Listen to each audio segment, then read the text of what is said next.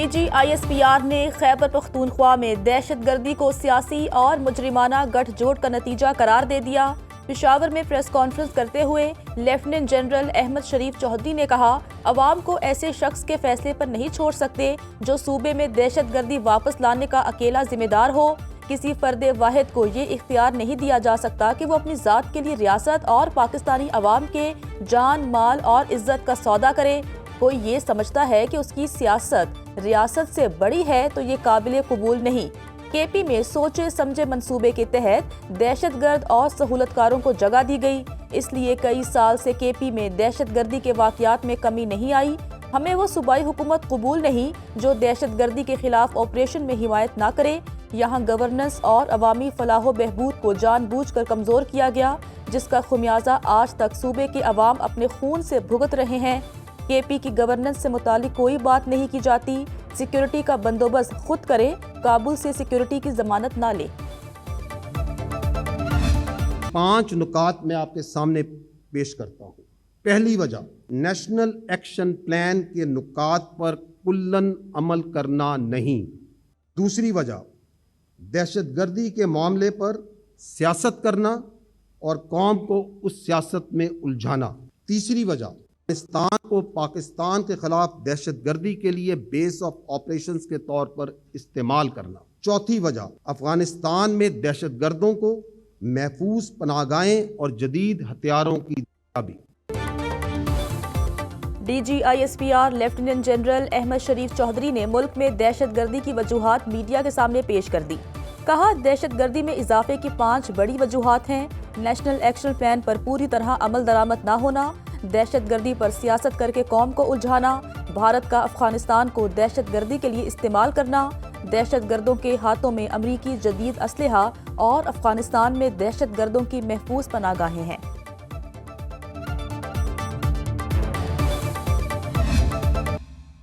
جو شخص یا گروہ کسی مجبوری کی وجہ سے یا اپنے فائدے کی وجہ سے خارجیوں کی سہولت کاری کر رہا ہے، اس کو پاس 3 واضح چوائسز ہیں۔ اول، کہ وہ خود ان خارجیوں کو ریاست کے حوالے کر دے، ریاست کے اداروں کے ساتھ مل کر اس ناسور کو اپنے انجام تک پہنچائے تاکہ معصوم عوام کو نقصان نہ ہو۔ اگر یہ دونوں کام نہیں کرنے تو پھر خارجیوں کے سہولت کار ہوتے ہوئے ریاست پاکستان کی طرف سے بھرپور ایکشن کے لیے تیار ہو جائے۔ DGISPR لیفٹیننٹ جنرل احمد شریف چودھری کی دہشت گردوں کے سہولت کاروں کو سخت وارننگ، کہتے ہیں اب ایسا نہیں چلے گا۔ سہولت کاروں کے پاس 3 آپشنز ہیں۔ پہلی چوائس یہ ہے کہ خوارج کو ریاست کے حوالے کریں، دوسری، ریاست کے ساتھ مل کر خارجیوں اور دہشت گردوں کے خلاف کارروائیاں کریں، تیسری آپشن یہ ہے کہ یہ دونوں کام نہیں کرتے تو ریاست پاکستان کی طرف سے بھرپور ایکشن کے لیے تیار ہو جائیں۔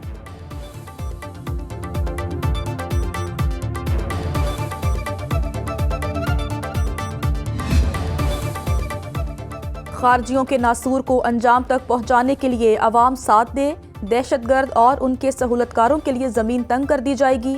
جو خارجیوں کی سہولت کاری کرے گا وہ انجام کو پہنچے گا۔ لیفٹیننٹ جنرل احمد شریف چودھری کا 2 ٹوک موقف۔ بریفنگ میں کہا کہ دہشت گردوں سے مذاکرات کرنے کی بات کی جاتی ہے، لیکن کیا ہر مسئلے کا حل بات چیت میں ہے؟ اگر دہشت گردوں سے مذاکرات کرنے ہیں تو پھر جنگیں کبھی نہیں ہوتی۔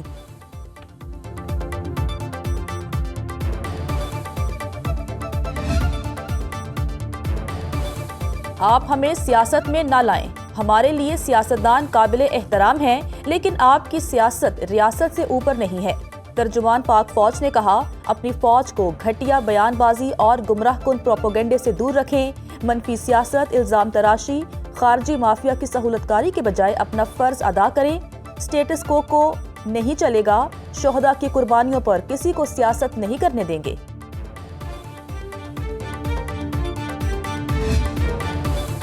ہماری مٹی کے تقدس کو پامال نہ ہونے دیں، ہم بھی آپ کی زمین پر آنچ نہیں آنے دیں گے۔ وزیر دفاع خواجہ آصف نے سوشل میڈیا پیغام میں کہا، اگر افغانستان سے فتنۃ الخوارج پاک سرزمین میں آ کر خون بہائیں، پاکستان کو خون کا حساب لینے کے لیے افغانستان میں داخل ہونا پڑا تو یہ ہمارا حق ہے۔ کابل اس سلسلے میں اب تک کوئی ضمانت نہیں دے سکا کہ ان کی سرزمین ہمارے خلاف بھارت نواز فتنہ استعمال نہیں کرے گا۔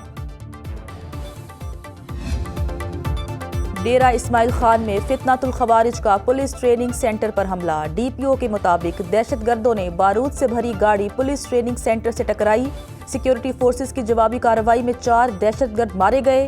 فائرنگ کے تبادلے میں 3 پولیس اہلکار بھی زخمی ہوئے۔ فورسز نے علاقے کو گھیرے میں لے لیا۔ کلیئرنس آپریشن جاری۔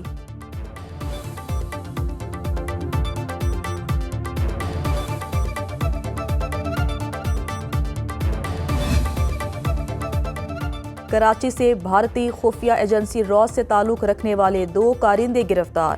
National cyber crime investigation agency کے مطابق ملزم حساس تنصیبات کی معلومات سوشل میڈیا کے ذریعے منتقل کر رہے تھے۔ موبائل فون اور مالی لین دین کے شواہد برآمد کر لیے گئے۔ گرفتار افراد کے خلاف پیکا اور پاکستان پینل کوڈ کی دفعات کے تحت مقدمات درج۔ تحقیقات کا دائرہ وسیع، مزید گرفتاریاں بھی متوقع۔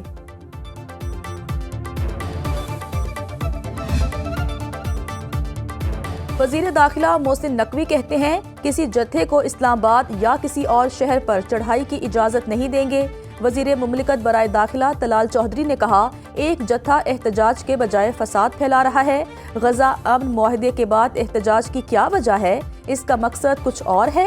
وزیر داخلہ اور وزیر مملکت طلال چودھری کا فیض آباد کا دورہ، سیکیورٹی انتظامات کا جائزہ لیا۔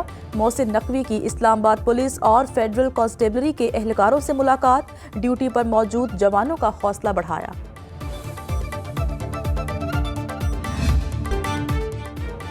غزہ جنگ بندی پر فلسطین میں جشن، لیکن پاکستان میں ایک ٹولے کا احتجاج۔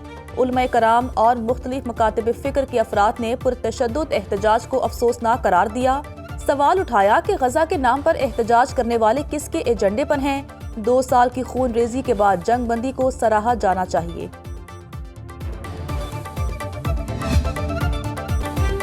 چین امریکہ کی تجارتی جنگ میں شدت آ گئی۔ چین نے امریکی بحری جہازوں پر $56 فی ٹن ٹیکس لگایا تو صدر نے چین پر 100% ٹیرف لگانے کا اعلان کر دیا۔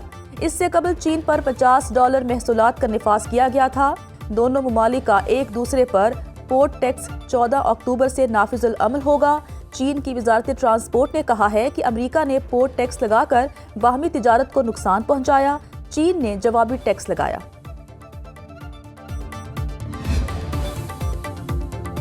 چین کی تجارتی جارحیت یکدم سامنے آئی۔ ایسا اقدام پہلے نہیں دیکھا۔ جارحانہ اقدام پر امریکی جوابی کارروائی کرے گا۔ صدر ٹرمپ کا رد عمل۔ میڈیا بریفنگ میں کہا وقت آ گیا کہ ہم اپنی طاقت استعمال کریں۔ چین کی درآمدی اشیاء پر بھاری ٹیکس لگانے کی پالیسی زیر غور۔ چین عالمی سطح پر برآمدات پر پابندیاں لگانا چاہتا ہے۔ بیجنگ کی نئی پالیسی دنیا بھر کی منڈیوں کو جیم کر دے گی۔ 6 ماہ سے چین کے ساتھ تعلقات بہت اچھے تھے۔ یہ اقدام حیران کن ہے۔ ہمیشہ سمجھتا تھا چین موقع کی طاق میں ہے، آج ثابت ہو گیا۔ چینی اقدام اسی دن سامنے آیا جب مشرق وسطیٰ میں 3000 سال بعد امن قائم ہوا۔ کیا یہ صرف اتفاق تھا؟ چینی صدر سے ملاقات منسوخ نہیں کی۔ ٹرمپ نے اے پیک اجلاس میں شی جن پنگ سے ملاقات کو غیر ضروری بھی کہہ دیا۔